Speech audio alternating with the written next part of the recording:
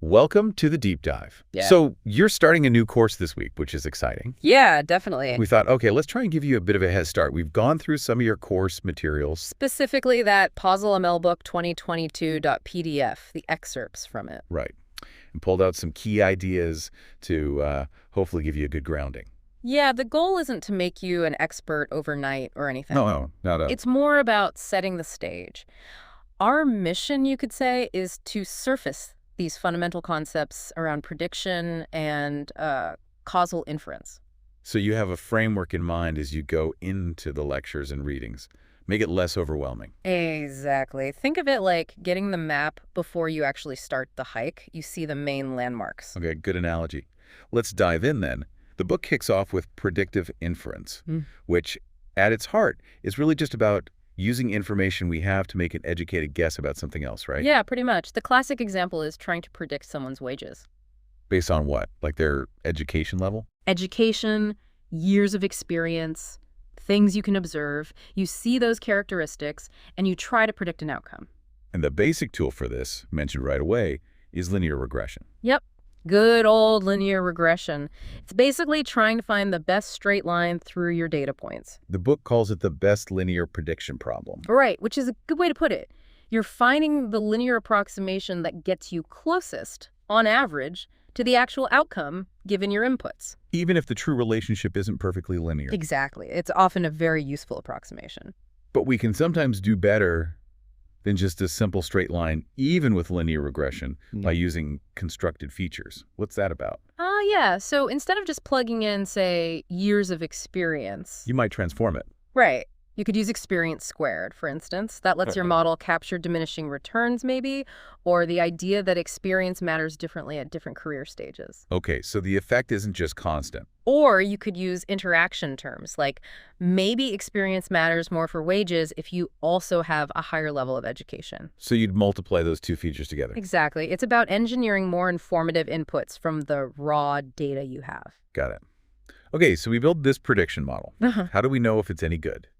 The book mentions R-squared and mean squared error, MSE. Those are standard metrics. They basically tell you how well your model fits the data you use to build it. That's the in-sample fit. Precisely. How well did you predict the wages for the people in your original data set? But that's not the whole story, is it? Not at all. The real test, the acid test, is out-of-sample performance.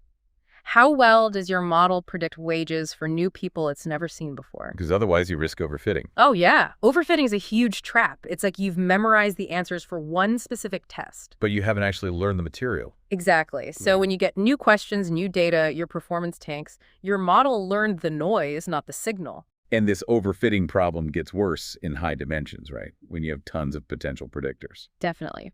If you have, say, way more variables than people in your data set, standard regression can basically find some combination of variables that perfectly predicts the outcomes in your sample just by chance. It just fits the noise perfectly. That's where methods like lasso regression become really useful. Okay, how does lasso help?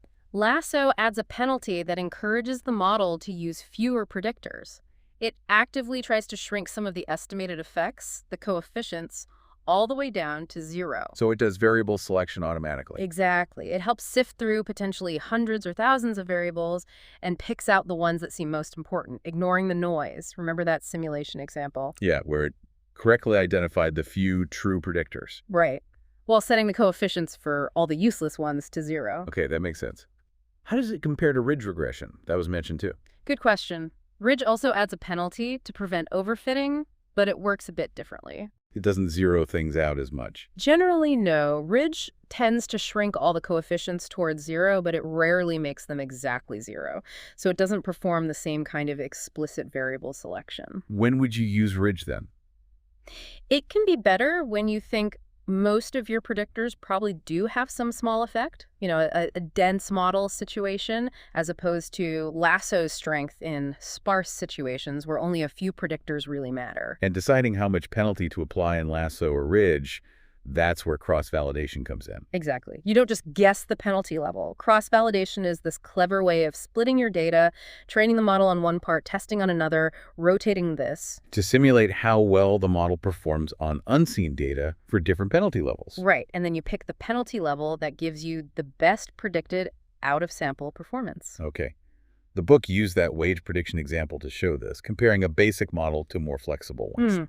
But what did you notice there? Well, the flexible models, the ones with all the squared terms and interactions, they look way better in sample, higher R squared. Naturally, they have more ways to fit the training data. But out of sample, the picture changed. The simpler model wasn't necessarily worse, and sometimes the complex ones did poorer. Right. More complexity doesn't guarantee better generalization. Although the lasso version of the flexible model did seem to improve the out-of-sample performance a bit compared to just throwing everything in without lasso. Yeah, that suggests the variable selection helped it avoid some overfitting and generalize better, which is a nice bridge to the next big topic. Moving beyond just prediction. To cause inference, figuring out the why. This is much harder. Yeah, the book uses that great quote from Jan Baptist van Helmont about not confusing observation with causation. Just seeing something happen doesn't mean you know what caused it. Absolutely. It's a fundamental distinction. So for figuring out actual cause and effect, the book points to randomized controlled trials, RCTs, as the gold standard. Definitely. In an RCT, you randomly assign who gets the treatment, say, a drug or a training program, and who gets the control. And that randomness is key, right? It's everything. Because, on average, it makes the treatment group and the control group similar in all of their aspects, both observed and unobserved. Which lets us think about potential outcomes. Exactly. What would have happened to person A if they got the treatment versus what would have happened if they didn't? Since the groups are similar thanks to randomization, any difference in the average outcomes between the groups can be reasonably attributed to the treatment itself. That gives us the average treatment effect, or AEE. Okay, AE. But that's different from the average predictive effect, APE, you might get from just observing data. Very different. APE just measures association. AE aims for causation. Think about the COVID vaccine example. Right. Vaccine efficacy, VE. VE tells you about the reduction in risk, which is predictive. But proving the vaccine caused that reduction requires establishing that causal link, often via RCTs. Association isn't causation. We hear that all the time. So if we don't have an RCT, like in many real-world observational studies, how can we even hope to get at causal effects? Well, now we need assumptions. Big ones. The key one is no unobserved confounding. Also called ignorability. Yes. It basically means you have to assume that there are no hidden, unmeasured factors that influence both who gets the treatment and the outcome. Because if there are, they mess everything up. They create spurious correlations. You might think the treatment is causing the effect, but really it's this hidden confounder driving both. But we can try to deal with confounders we can measure using conditional ignorability. Exactly. If we assume that, after accounting for the observable factors, like age, education, etc., the treatment assignment is essentially random within those groups. Then we can statistically adjust for those observed factors to try and isolate the causal effect. Right.